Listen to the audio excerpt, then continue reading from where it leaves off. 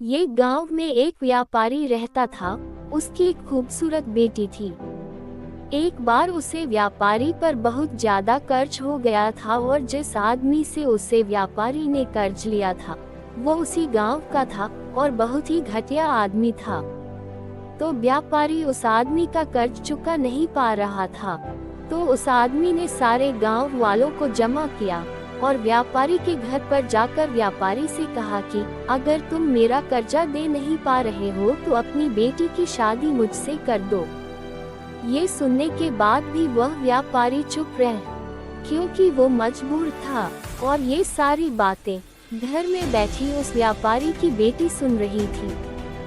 थोड़ी देर के बाद उस आदमी ने गांव वालों और व्यापारी से कहा कि ठीक है, मैं एक थैली में सफेद और एक काला पत्थर डालूंगा और इसकी बेटी को थैली में से कोई एक पत्थर निकालना पड़ेगा। अगर सफेद पत्थर निकला तो मैं कर्ज भी माफ कर दूंगा और इसकी बेटी से शादी भी नहीं करूंगा। लेकिन अगर काला पत्थर निकला तो कर्जा तो मैं माफ कर दूंगा, मगर इसको अपनी बेटी से मेरी शादी करवानी पड़ेगी। व्यापारी की लड़की इस बात के लिए राजी हो गई और सारे गांव वाली भी।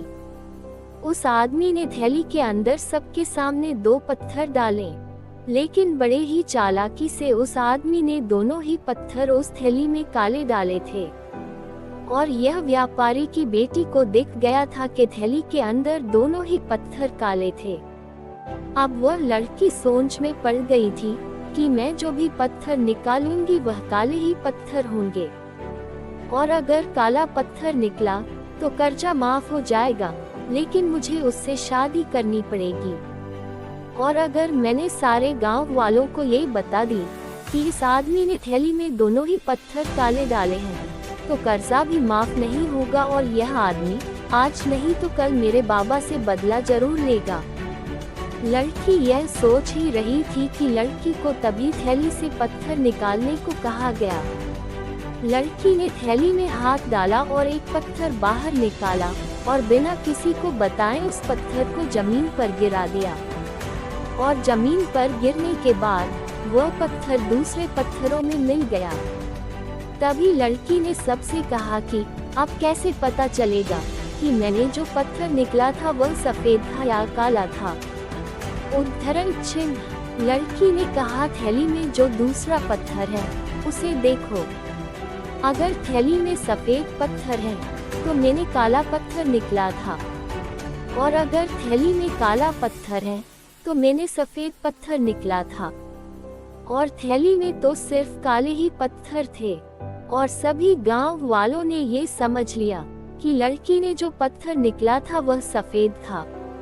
इसलिए व्यापारी का कर्ज भी माफ हो गया और उसकी बेटी को उस आदमी से शादी भी नहीं करनी पड़ी। जिंदगी में इंसान कई बार मजबूर हो जाता है और उसके सामने जो हालत होती है उसे उसी के हिसाब से चलना पड़ता है। इस कहानी से हमें ये सीख मिलती है, जब भी आप मजबूर हो जाओ और मजबूरी में आपका कोई फायदा उठाना चाहता हो, दो इनोसेंट मत बनो, बल्कि अपने दिमाग का इस्तेमाल करो।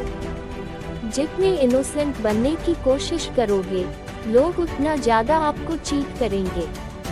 अब इसका मतलब यह नहीं कि आप लोगों को गालियां देना ही शुरू कर दो, बल्कि इसका मतलब यह है कि आप समंदर की तरह बनो। मतलब यह है कि आप समंदर की तरह खामोश रहो, लेकिन उसकी गहराई की तरह अपने दिमाग में नॉलेज रखो।